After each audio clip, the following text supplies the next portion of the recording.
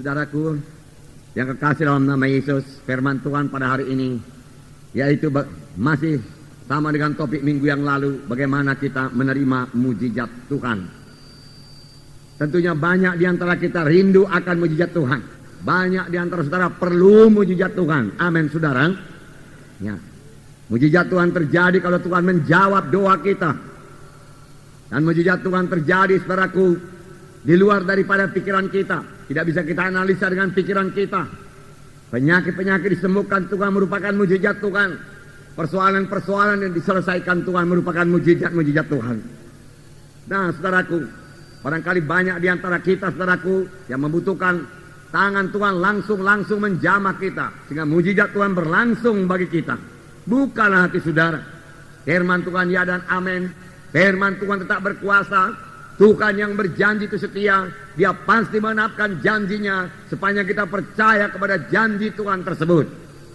Firman Tuhan ini dituliskan bagi kita supaya kita percayai, supaya kita beriman pada firman Tuhan ini, supaya kita terima firman Tuhan ini, supaya ucapan kita seturut dengan firman Tuhan. Kita mengakui firman Tuhan dalam hidup kita dan kita mempraktekkan dan kita bertindak seturut dengan firman Tuhan dalam hidup kita, maka kita akan menerima mujizat Tuhan di dalam hidup kita, saudaraku. Boleh jadi saudara memiliki persoalan penyakit. Sudah berapa lama saudara sakit dan belum sembuh juga. Hari ini saudara pandang kepada Tuhan Yesus. Pegang janji-janji Tuhan. Tuhan yang berjanji itu setia. Tuhan berkata, oleh bilur-bilurku engkau sudah sembuh. Berarti oleh bilur-bilur Yesus kita sudah sembuh, saudaraku. Saudara boleh jadi persoalan keluarga, saudaraku. Saudara dengan pikiran manusiawi kelihatannya tidak ada jalan keluar. Firman Tuhan berkata tidak ada yang mustahil bagi Tuhan. Tuhan memiliki jalan keluar yang sangat bijaksana. Bersandarlah kepadanya, memandanglah kepadanya, percayalah, mohon hikmat daripada Tuhan. Maka Tuhan akan memberikan jalan keluar atas persoalan saudara. Boleh jadi persoalan-persoalan keuangan, saudaraku. Hingga saudara sendiri sudah merasa malu akan persoalan keuangan tersebut. Saudara mohon lagi pertolongan Tuhan, mohon hikmat daripada Tuhan. Apa yang saudara perbuat, Tuhan akan memberikan jalan keluar, saudaraku, atau persoalan-persoalan lain yang secara manusiawi sudah rasanya tidak mungkin buat diselesaikan. Tuhan kita mempunyai mujizat. Saudara, pekerjaan Tuhan itu ajaib adanya. Kelahirannya ajaib, perkandungannya ajaib, saudaraku. Pelayanannya ajaib. Dan sampai sekarang dia masih melayani. Dia tidak berpangku tangan. Dia masih mendengarkan doa kita. Dia masih menjawab doa kita, saudaraku. Pelayanannya ajaib. Kematiannya ajaib, saudaraku. Kebangkitan dari kematian ajaib. Kenaikannya ke sorga ajaib. Dan dari sorga dia melayani dan mencurahkan Roh Kudus juga ajaib. Semua tidak bisa diterangkan dengan akal manusia. Itulah dia Tuhan kita, Tuhan Yesus. Tuhan yang hidup, Tuhan yang ajaib. Tuhan yang berkuasa. Tidak ada kuasa yang lebih besar daripada kuasa Tuhan Yesus, saudaraku.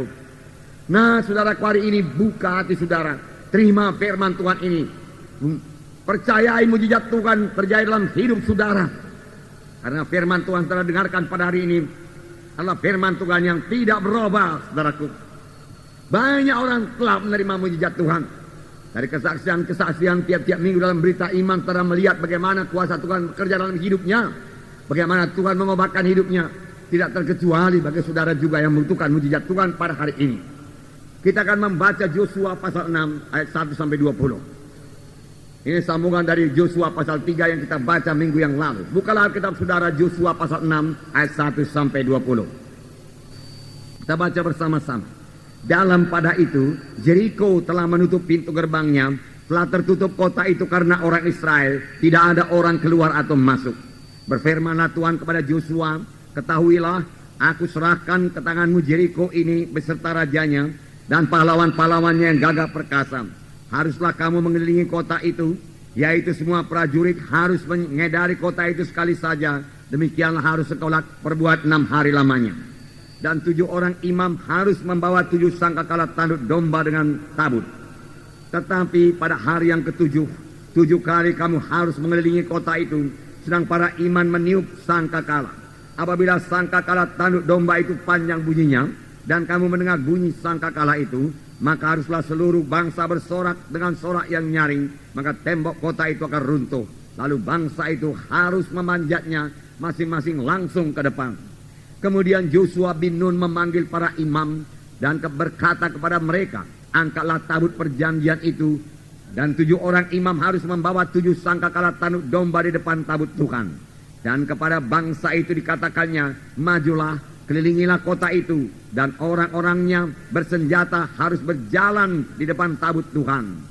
Segera sesudah Yosua berkata kepada bangsa itu, maka berjalanlah maju ke 7 orang imam yang membawa seluruh sangkakala tanduk domba itu di hadapan Tuhan. Lalu mereka meniup sangkakala, sedang tabut perjanjian Tuhan mengikut mereka. Dan orang-orang bersenjata berjalan di depan para imam yang meniup sangkakala, dan barisan penutup pengikut tabut itu, sedang sangkakala terus-menerus ditiup. Tetapi Yosua telah memerintahkan kepada bangsa itu demikian, janganlah bersorak dan janganlah perdengarkan suaramu, sepada kata pun janganlah keluar dari mulutmu, sampai pada hari aku mengatakan kepadamu bersoraklah, maka kamu harus bersorak. Demikianlah tabut Tuhan mengelilingi kota itu, mengedarinya sekali saja.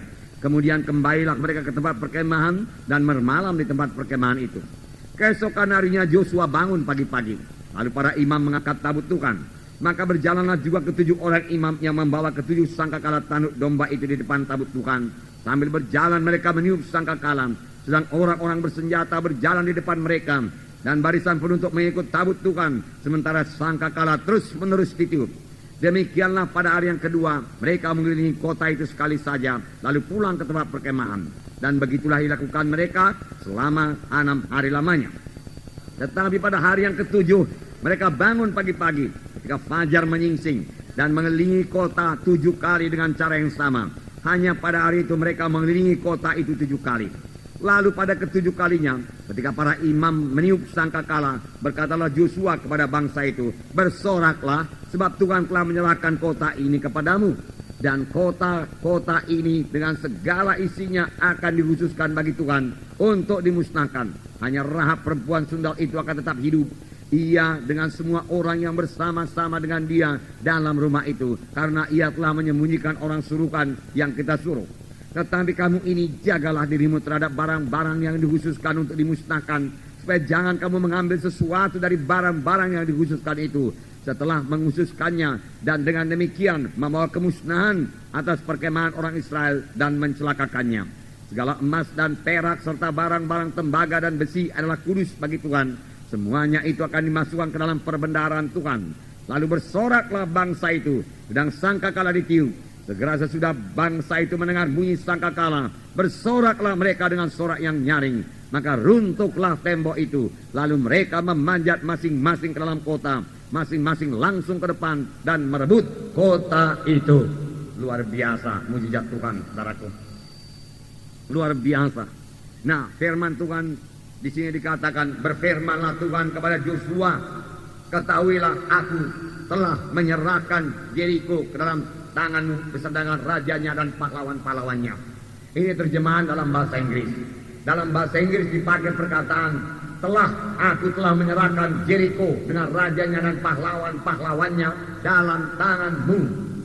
Padahal saudaraku, Yosua masih di luar daripada Yeriko. Orang Israel masih berada di luar Yeriko. Mereka masih berbaris-baris di luar Yeriko. Yeriko tertutup pintunya. Yeriko memiliki benteng yang besar, benteng yang teguh, benteng yang tinggi.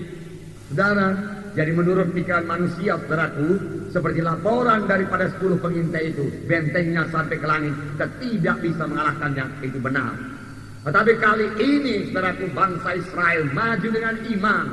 Kali ini mereka maju dengan memegang perjanjian Tuhan. Tuhan berkata, benteng Yeriko telah aku serahkan kepadamu.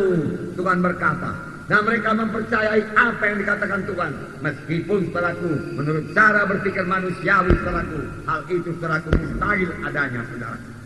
Tetapi Tuhan berkata, aku telah menyerahkan Yeriko kepadamu. Aku telah memberikannya kepadamu. Milikilah. Beginilah caranya kamu memilikinya. Dan Tuhan menerangkan bagaimana caranya mereka memiliki kota Yeriko itu saudaraku. Tapi secara lahiriah, mereka masih berada di luar Yeriko. Benteng Yeriko masih tertutup, saudaraku. Gerbangnya dikunci, serdadu-serdadunya siap bertempur. Tetapi inilah dia cara Allah bekerja, saudara. Biarlah kita mempercayainya. Saudara, Tuhan selalu menghitungkan firman-Nya sudah genap bagi kita. Dan memang sudah genap bagi kita. Firman Tuhan juga berkata dalam perjanjian baru misalnya, oleh bilur-bilur Yesus kamu telah sembuh. Selalu Tuhan memakai perkataan sudah. Oleh bilur-bilur Yesus kamu sudah sembuh. Mengapa Tuhan berkata demikian? Karena memang penyakit kita sudah ditanggung oleh Tuhan Yesus 2000 tahun yang lalu.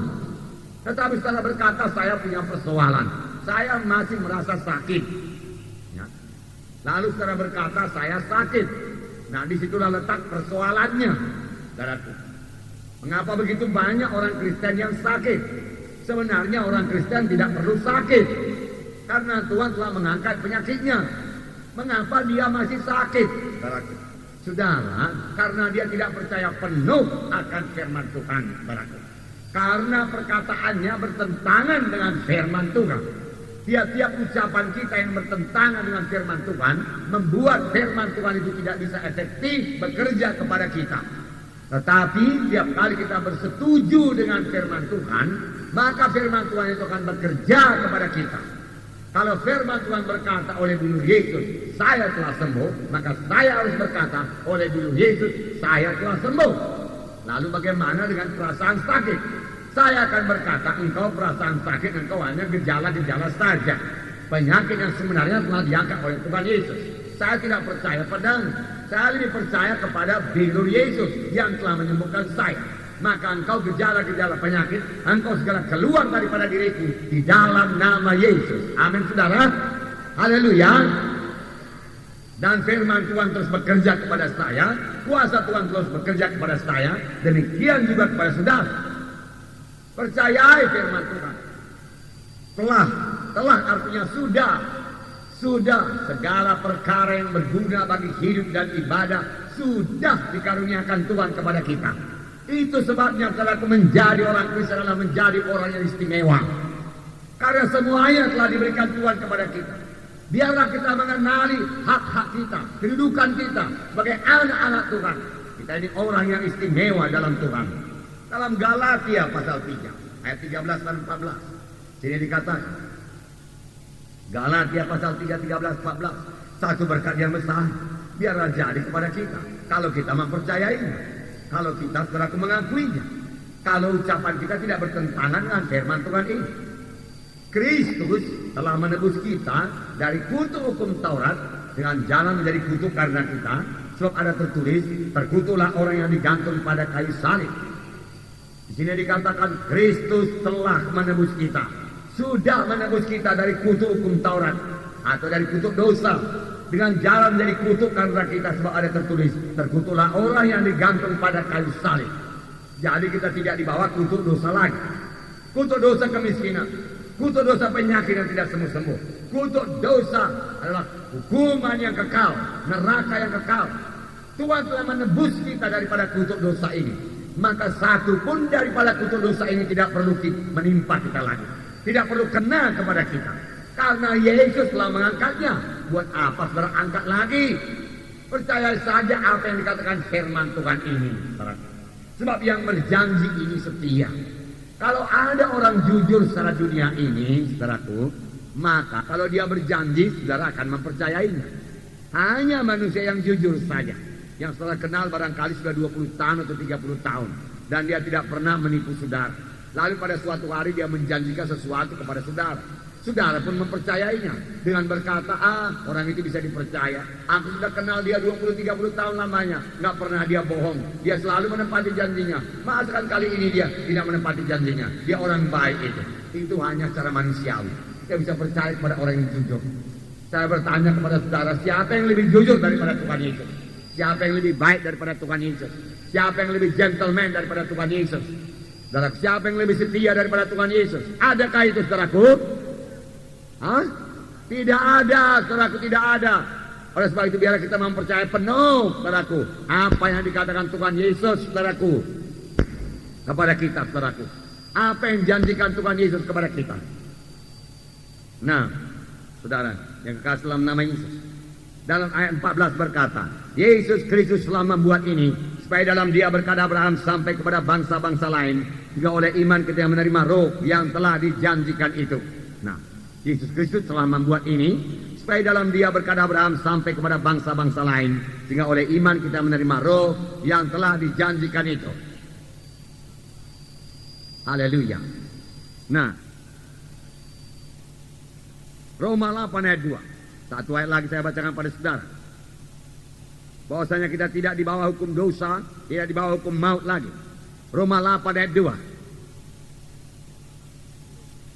Roma 8 ayat 2. Roh yang memberi hidup telah memerdekakan kamu dari hukum. Roh yang memberikan hidup telah memerdekakan kamu dalam Kristus dari hukum dosa dan hukum maut. Nah, di sini juga dikatakan roh yang memberikan hidup yaitu Roh Kudus telah memerdekakan kamu dalam Kristus dari hukum dosa dan hukum maut. Roh Kudus membebaskan kita dari hukum dosa. Roh Kudus memberi hidup. Puji Tuhan. Bukankah Roh Kudus ada dalam saudara? Amin, saudaraku. Nah, Roh Kudus dalam saudara tidak tinggal diam. Roh Kudus memberikan hidup kepada saudara. Maka Roma 8 ayat 11 berkata, dan jika roh Dia yang telah membangkitkan Yesus dari antara orang mati diam dalam kamu, maka Ia yang telah membangkitkan Kristus Yesus dari antara orang mati akan menghidupkan juga tubuhmu yang fana itu oleh rohnya yang diam di dalam kamu.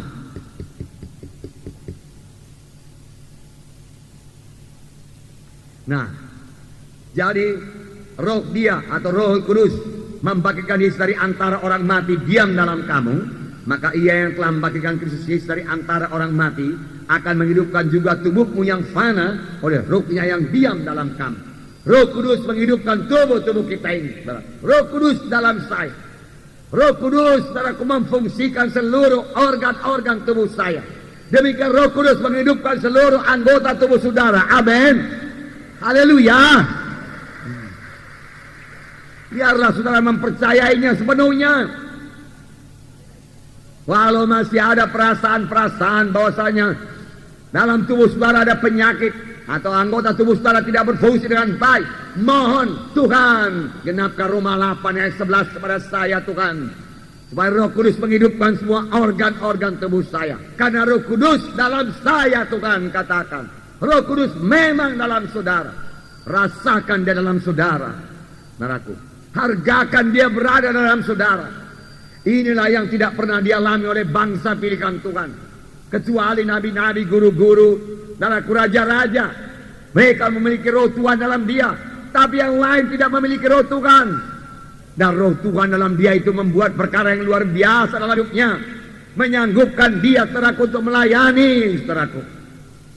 Nah, saudara yang kasih dalam nama Yesus, di sini dikatakan roh yang memberi hidup. Memang dia memberi hidup, bukan hanya hidup di dunia ini. Roh Kudus memberikan hidup yang kekal. Amin, saudara. Nah, telah memerdekakan kamu dalam Kristus dari hukum dosa dan hukum maut. Puji Tuhan, saudaraku. Nah, inilah milik kita sekarang. Dan firman Tuhan, Roh Kudus yang ada dalam kita itu lebih besar daripada roh manapun juga. Oleh sebab itu setiap anak-anak Tuhan harus jadi pemenang. Saudara jadi pemenang dan boleh mengalami mujizat Tuhan dalam hidup saudara. Jadi pada hari ini buka hati saudara. Semua kita boleh mengalami mujizat Tuhan. Kuasa Tuhan dalam hidup kita. Terima dengan iman. Dalam Ibrani 11 ayat 6 dikatakan tanpa iman mustahil. Tetapi dengan iman apa yang tidak ada menjadi ada. Dengan iman saudaraku, apa yang tidak ada menjadi ada. Dalam Roma 4 ayat 17 saya membacakan kepada saudara. Roma 4 ayat 17. Seperti ada tertulis, engkau telah kutetapkan menjadi bapa banyak bangsa di hadapan Allah yang kepadanya ia percaya, yaitu Allah yang menghidupkan orang mati dan yang menjadikan dengan firman-Nya apa yang tidak ada menjadi ada. Sini dikatakan engkau telah kutetapkan menjadi bapa banyak bangsa di hadapan Allah yang kepadanya ia percaya, yaitu Allah yang menghidupkan orang mati dan yang menjadikan dengan firman-Nya apa yang tidak ada menjadi ada. Menjadikan dengan firman-Nya apa yang tidak ada menjadi ada. sepanjang kita mempercayainya, sepanjang kita saudaraku beriman pada firman Tuhan tersebut. Tidak ada kesembuhan menjadi ada kesembuhan, tidak ada kekuatan menjadi ada kekuatan, tidak ada berkat menjadi ada berkat. Itulah dia Tuhan kita yang menjadikan apa yang tidak ada menjadi ada. Abraham yang tidak punya anak menjadi mempunyai anak karena dia percaya kepada janji Tuhan. Meskipun menurut pikirannya hal itu sudah tidak mungkin, dia mengetahui, dia tahu rahim Sarah sudah tertutup, dia tahu dia sudah tua, tetapi terhadap janji Allah ia tidak bimbang karena ketidakpercayaan. Dia percaya kepada janji Allah. Maka Tuhan berkata, karena kepercayaanmu itu begitu besar, maka itu kuhitungkan jadi kebenaran. Maka apa yang tidak ada menjadi ada. Tidak ada anak menjadi ada anak. Amin, saudaraku. Haleluya. Itulah dia Tuhan kita. Kita boleh mengalami mujizat Tuhan. Memang menurut pikiran manusia, saudaraku, perintah Tuhan ini, saudaraku, nampaknya tidak masuk akal. Tuhan dengan jelas berkata kepada bangsa Israel, Jericho telah aku serahkan kepadamu beserta dengan rajanya dan pahlawan-pahlawannya. Mana Tuhan, kami masih di luar sini Tuhan. Mereka Tuhan masih teguh di sana Tuhan. Kami masih belum bisa Tuhan masuk ke dalam benteng Jericho. Engkau berkata, Jericho telah menjadi milik kami Tuhan. Mereka saudaraku payah mempercayainya saudaraku secara manusiawi, secara lahiriah, tidak masuk akal secara lahiriah. Tetapi mereka tidak memakai akalnya, mereka memakai imannya. Amin saudara. Mereka percaya kepada apa yang disabdakan Tuhan, saudaraku. Nah, puji Tuhan, saudaraku. Apa yang dikatakan Tuhan dalam Yosua pasal 6 ayat 5 lebih aneh lagi, saudaraku, perintah Tuhan. Yosua pasal 6 ayat 5. Saya bacakan pada saudara. Yosua pasal 6 ayat 5. Apabila sangkakala tanduk domba itu panjang bunyinya, dan kamu mendengar bunyi sangkakala itu, maka haruslah seluruh bangsa bersorak dengan sorak yang nyaring, maka tembok kota itu akan roboh, lalu bangsa itu harus memanjatnya masing-masing langsung ke depan. Nah, jadi perintah Tuhan ini, saudaraku, enggak masuk di akal. Cara Tuhan bekerja, saudaraku, tidak seperti cara manusia bekerja, saudaraku.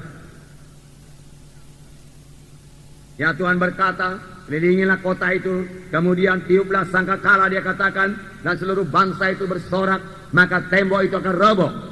Nah, ayat 10 berkata, tetapi Yosua telah memerintahkan kepada bangsa itu demikian, janganlah bersorak dan janganlah perdengarkan suaramu.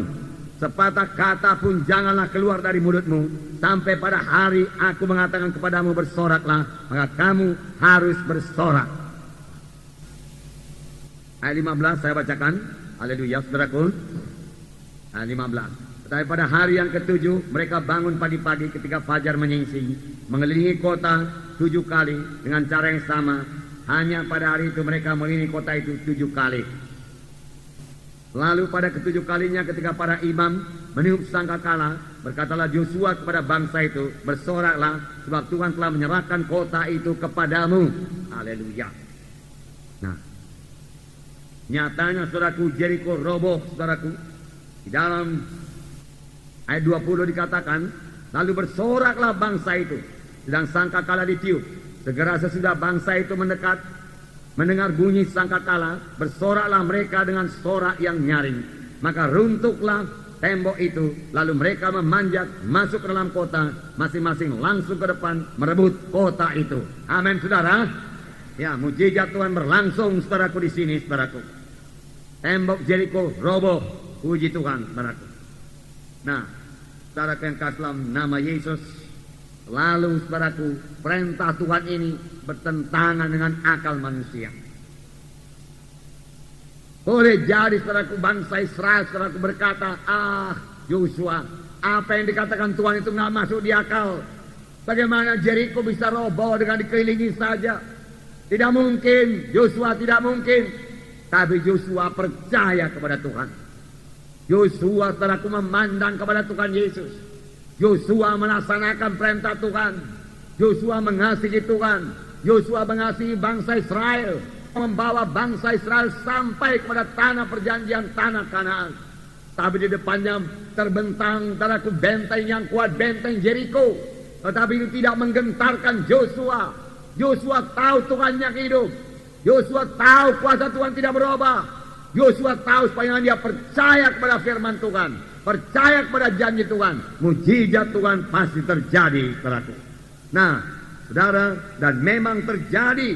Jericho roboh dan bangsa itu masuk dan menduduki Jericho, saudaraku, seturut dengan firman Tuhan. Saudara yang kekasih dalam nama Yesus. Berapa kali juga, saudaraku, dalam mendengarkan firman Tuhan, kita berkata, mustahil. Bagaimana saya bisa sembuh? Bagaimana saya bisa sembuh? Dokter mengatakan, saya ini sakit.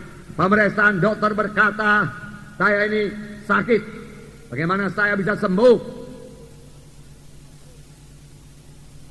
Saudara, firman Tuhan tetap tidak berubah. Oleh bilur-bilur Yesus kamu telah sembuh. Firman Tuhan berkata.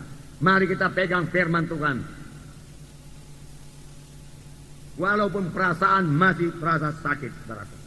Saudara yang kekasih dalam nama Yesus. Dalam Markus 11 ayat 24. Saya membacakan pada saudara. Karena itu aku berkata kepadamu, apa saja yang kamu minta dan doakan, percayalah bahwa kamu telah menerimanya, maka hal itu akan diberikan kepadamu. Sekali lagi, karena itu aku berkata kepadamu, apa saja yang kamu minta dan doakan, percayalah bahwa kamu telah menerimanya, maka hal itu akan diberikan kepadamu. Percayalah bahwa kamu telah menerimanya sebelum kamu menerimanya, maka hal itu akan diberikan kepadamu. Ini janji Tuhan, saudaraku.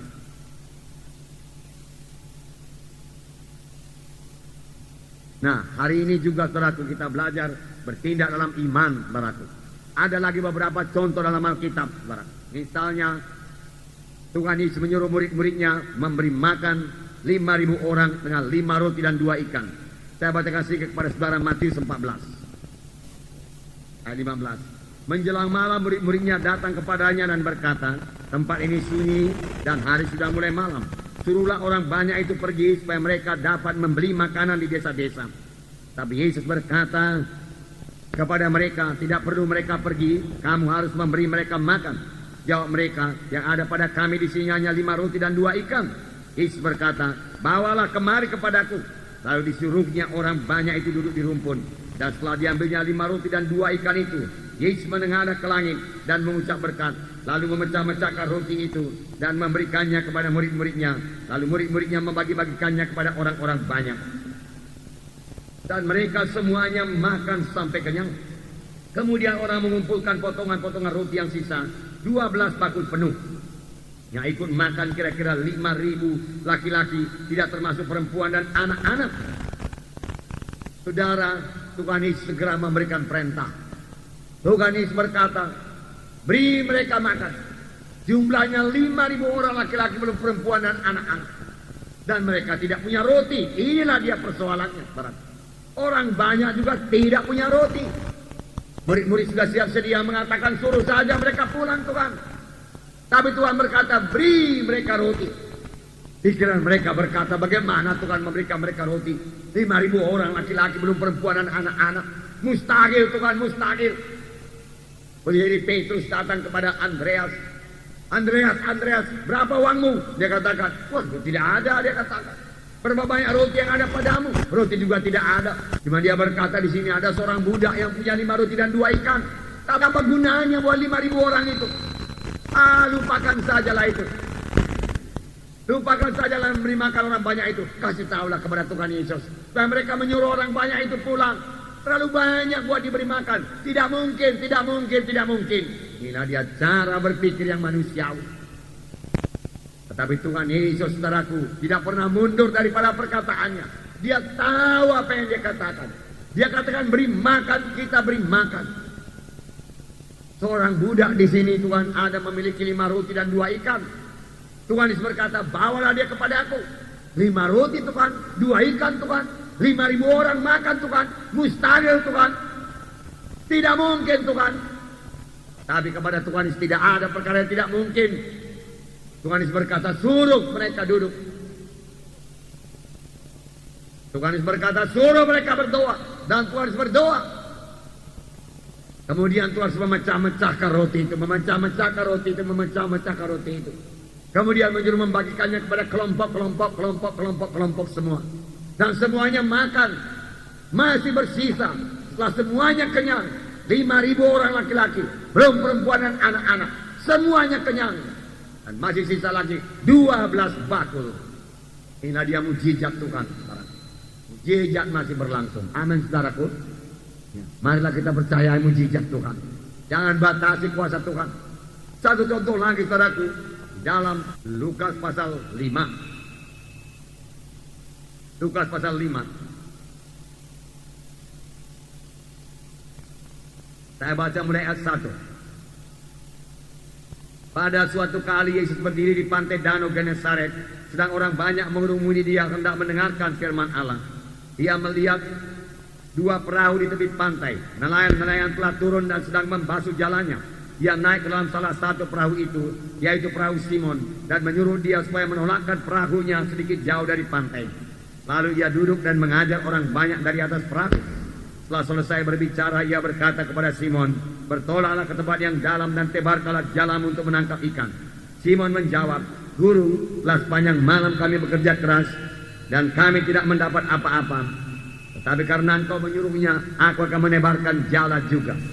Setelah mereka melakukannya, mereka menangkap jumlah besar ikan dan jala mereka mulai koyak. Nah, saudara, Petrus berdiri di pantai. Hari waktu itu pagi hari.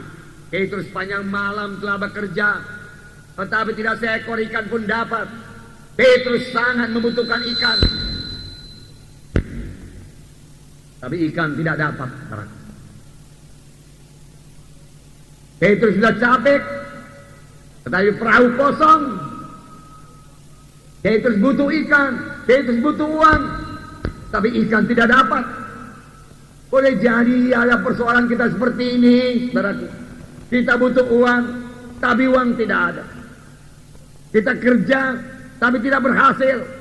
Sampai Yesus datang. Dan Yesus datang tidak terus memberi berkat. Yesus datang malah meminta perahu Petrus. Itulah milik Petrus satu-satunya. Petrus sebenarnya sudah capek.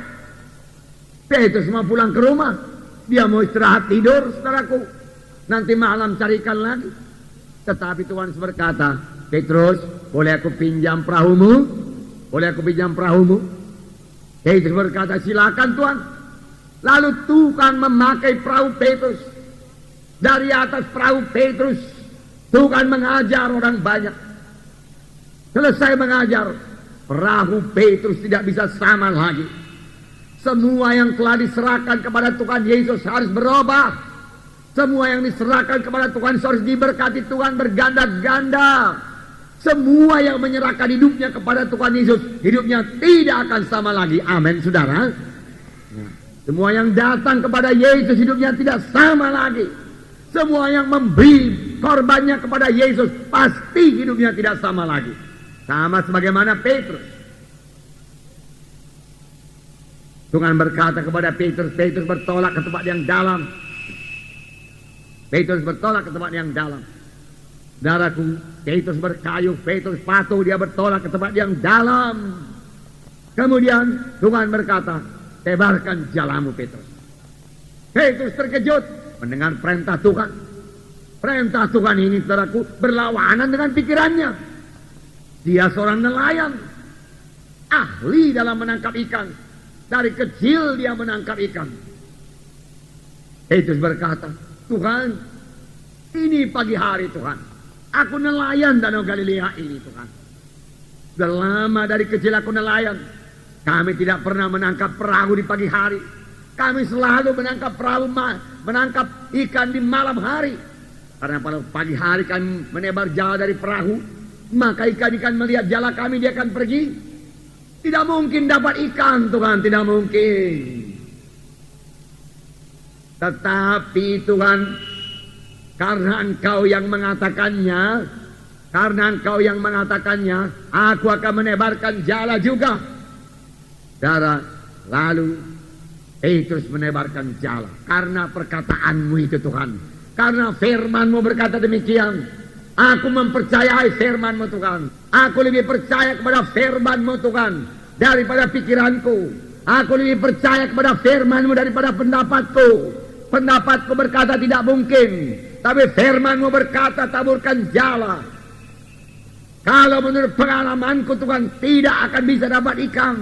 Tetapi karena Engkau berkata taburkan jala, maka aku akan menaburkan jala juga. Dan dia tabur jala, saudaraku. Pada waktu dia tarik jala itu penuh dengan ikan. Karena perkataanmu itu, karena firman-Mu itu, karena firman Tuhan berkuasa, karena Tuhan mengenapi janjinya, karena janji itu bagi saudara. Marilah kita semua berpegang kepada janji Tuhan, supaya kita mengalami mujizat Tuhan di dalam hidup kita. Amin. Haleluya. Saudaraku, secara pikiran manusia bagaimanakah Jericho bisa runtuh hanya dengan keliling saja. Benteng yang tebalnya 10 meter, benteng yang tebalnya 5 meter, saudaraku, dikelilingi bisakah roboh, saudaraku? Tidak masuk di akal. Tetapi Yosua percaya kepada firman Tuhan. Bangsa Israel percaya kepada firman Tuhan.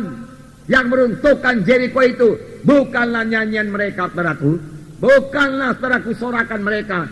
Tetapi yang meruntuhkan Jericho itu adalah iman mereka. Amin, saudaraku. Sama sebagaimana imanmu jadi padamu, firman Tuhan berkata.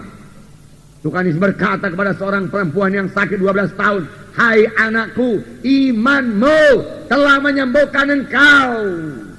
Imanmu telah menyembuhkan engkau. Sama sebagaimana imanmu jadilah padamu. Marilah kita miliki iman. Amin, saudara.